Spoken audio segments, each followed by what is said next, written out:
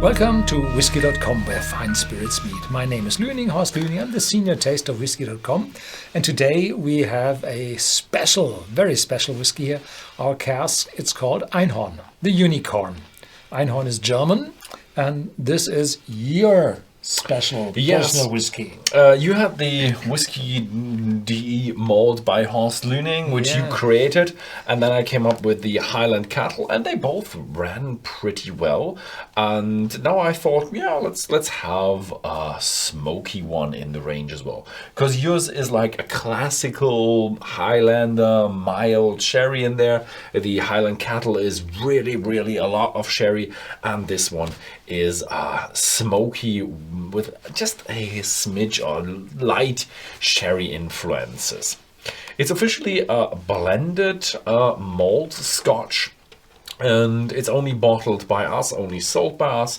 And the unicorn, the national animal of Scotland, and it symbolizes purity and also virginity, and it's very powerful and magical, the unicorn, and only the virgin is able to tame the unicorn. That's the legend.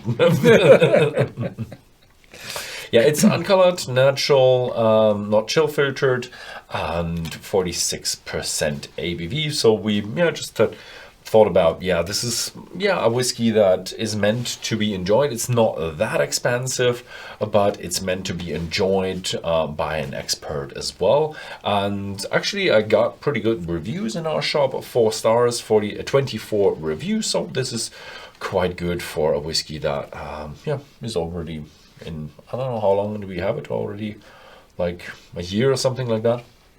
This is the bottling 2021, but I think it was late 2021. We do not tell which whiskeys are in. So this is a mixture which we produced out of several tries, a lot of tries, and represents the whiskey as we feel it should be. This is the thing with this whiskey. So it's not a whiskey produced out of cost reasons. So we thought we should have a whiskey with an age statement. We should have 46% ABV, natural color, unchill filtered, and it should have the right amount of peatiness in it. So we're around 40. It's not too hefty. It's around 40. And this brings, from our point of view, the ideal mixture which you still can afford. This is one of the main reasons. If you're writing names of distilleries on the label, then you have to pay royalties for that and everything. And it's really hard to get these names from the distilleries, because all the distilleries are so protective of their name. And I think it's okay. Every distillery has their works for 100 years, or more than 100 years, 200 years, most of them.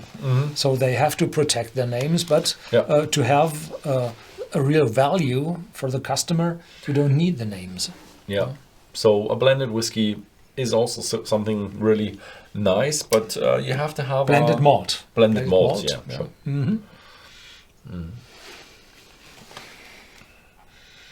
So this is on the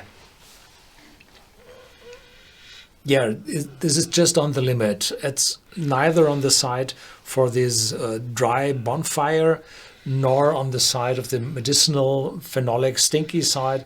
It's just in the middle of that.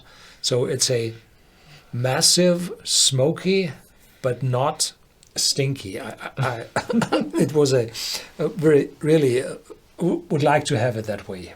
That is not too medicinal in it. And there's a bit of tang in it. And then in the back, some vanilla showing through from the casks.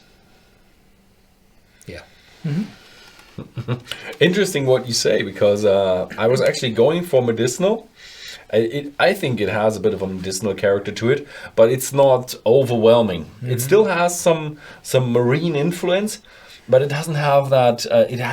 It has a little bit of a medicinal, but it's not that total hospital disinfection smell.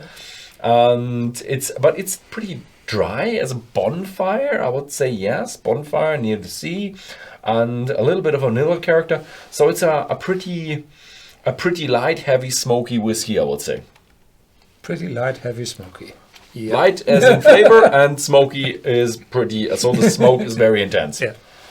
Cheers. Cheers.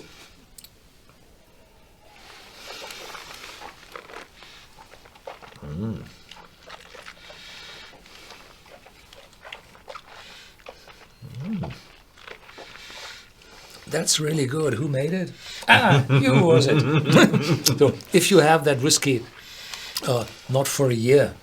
So we tried that, and when it was ready, I just had a short visit of that whiskey, and then we had a tasting together with all of our other whiskies. There I tasted that again, but I did not remember how it really was. So it's massive in the mouth, shows already cask character, there's spiciness in it, but in the moment it's sweet.